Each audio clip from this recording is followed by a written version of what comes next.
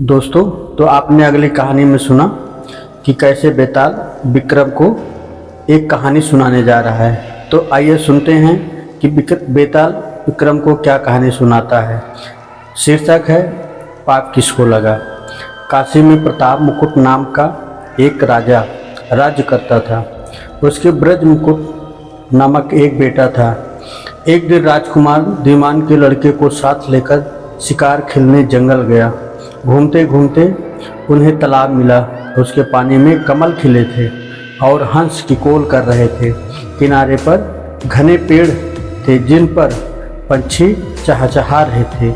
दोनों मित्र वहां रुक गए और तालाब के पानी में हाथ मुंह धोकर ऊपर महादेव के मंदिर पर गए।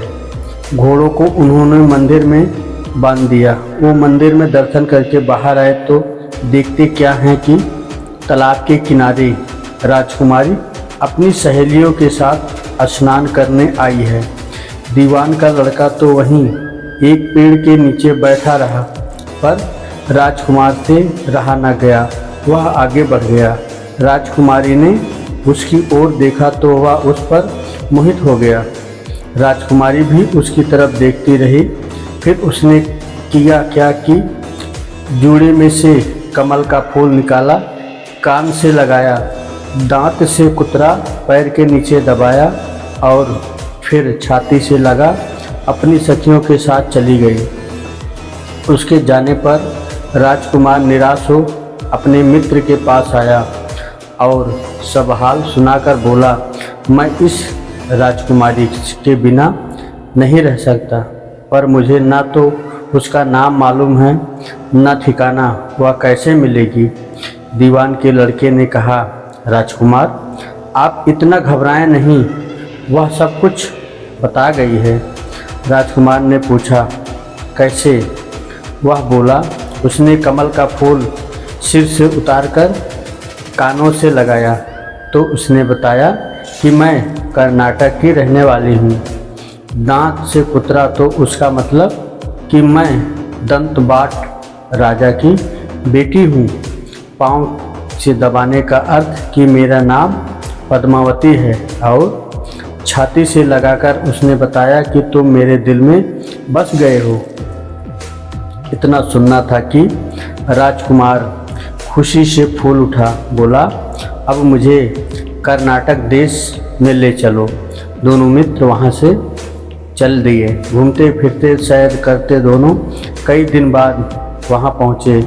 राजा के महल के पास गए तो एक बुढ़िया अपने द्वार पर बैठी चरखा काटती मिली। उसके पास जाकर दोनों घोड़े से उतर पड़े और बोले, माई हम सौदागर हैं, हमारा सामान पीछे आ रहा है, हमें रहने की कोई थोड़ी सी जगह दे दो।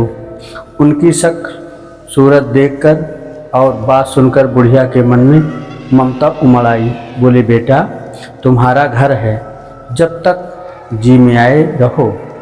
दोनों वहीं ठहर गए। दीवान के बेटे ने पूछा, माई तुम क्या करती हो, तुम्हारे घर में कौन कौन है, तुम्हारी गुजर कैसे होती है।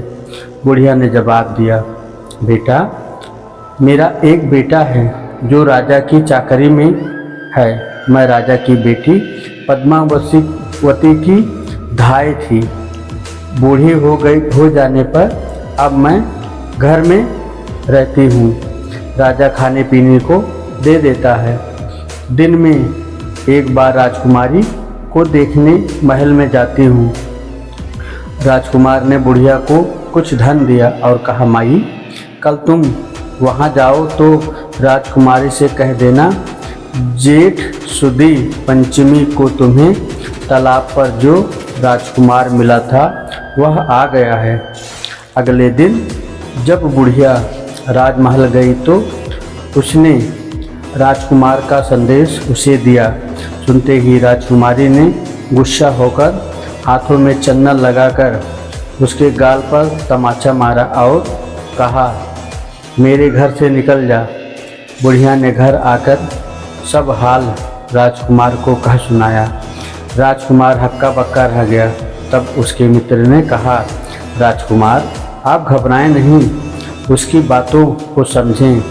उसने 200 उंगलियां सफ़ेद चंदन में मारी। उससे उसका मतलब यह है कि अभी 10 रोज चांदनी के हैं, उनके बीतने पर मैं अंधेरी रात में मिलूंगी। 10 दिन के बाद बुढ़िया ने फिर राजकुमारी को खबर दी, तो इस बार उसने केसर के रंग में 3 उंगलियां डुबोकर उसके मुंह पर मारी और कहा, भाग यहाँ से। बुढ़िया ने आकर सारी बात सुना दी। राजकुमार शोक से व्याकुल हो गया। दीवान के लड़के ने समझाया, इसमें हैरान होने की क्या बात है। उसने कहा कि मुझे मासिक धर्म हो रहा है, 3 दिन और ठहरो। 3 दिन बाद बीतने पर बुढ़िया फिर वहां पहुंची। इस बार राजकुमारी ने उसे फटकार कर पश्चिम की खिड़की से बाहर निकाल दिया। उसने आकर राजकुमार को बता दिया। सुनकर दीवान का लड़का बोला, मित्र, उसने आज रात को तुम्हें उस खिड़की की राह बुलाया है। हमारी खुशी की राजकुमार उछल पड़ा। समय आने पर उसने बुढ़िया की पोशाक पहनी, इत्र लगाया, हथियार बांधे।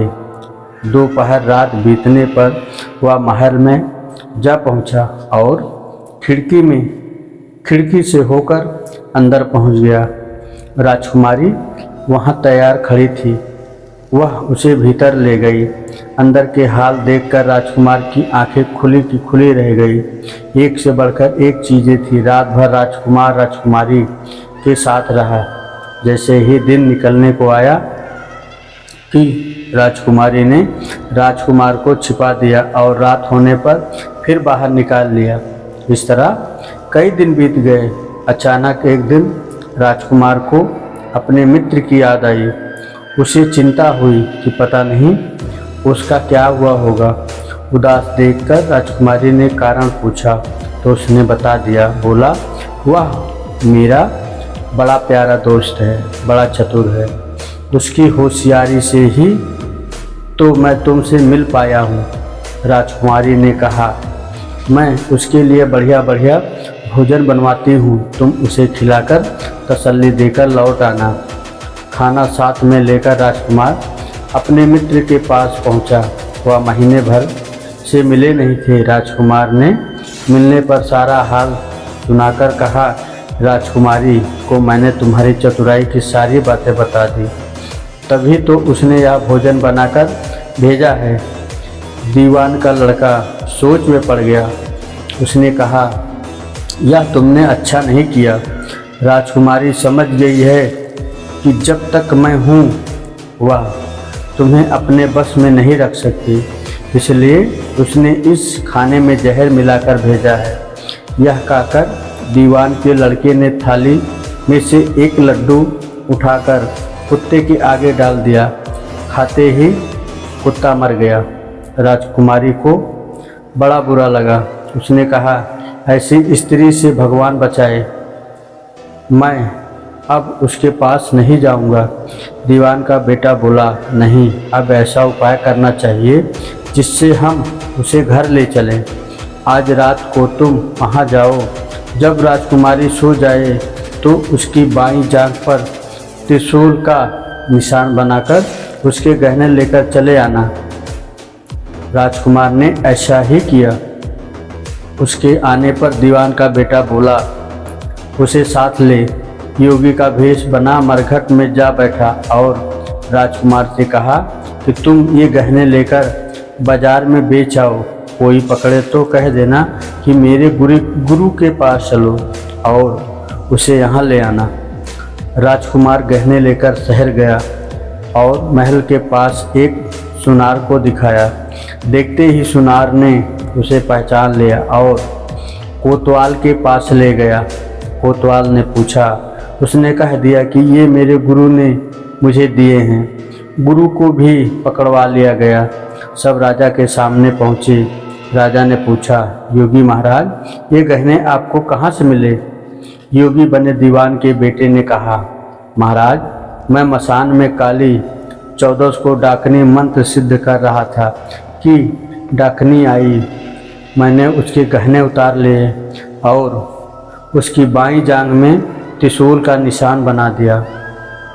इतना सुनकर राजा महल में गया और उसने रानी से कहा कि पद्मावती की बाईं जांघ पर देखो कि त्रिशूल का निशान तो नहीं है। रानी ने देखा तो था। राजा को बड़ा दुख हुआ। बाहर आकर वह योगी को एक ओर ले जाकर बोला, महाराज, धर्मशास्त्र में खोटी स्त्रियों के लिए क्या दंड है? योगी ने जवाब दिया, राजन, ब्राह्मण, गऊ, स्त्री, लड़का और अपने आश्रय में रहने वाले से कोई खोटा काम हो जाए तो उसे देश निकाल देना चाहिए। यह सुनकर राजा ने पद्मावती को डोली में बिठाकर जंगल में छुड़वा दिया। राजकुमार और दीवान का बेटा तो ताक में बैठे थे। राजकुमारी को अकेली पाकर साथ ले अपने नगर लौट आए और आनंद से रहने लगे। इतनी बात सुनकर बेताल बोला, राजन, यह बताओ पाप किसको लगा? राजा ने कहा, पाप तो राजा को लगा। दीवान के बेटे ने अपने स्वामी का काम किया, कोतवाल ने राजा को कहना माना और राजकुमार ने अपना मनोरथ सिद्ध किया। राजा ने पाप किया जो बिना विचारे उसे देश निकाला दे दिया। राजा इतना कहना था कि बेताल उसी पेड़ पर जा पहुंचा, लटका। राजा वापस गया और बेताल को लेकर चल दिया। बेताल बोला, राजन, सुनो, एक और कहानी सुनाता हूँ।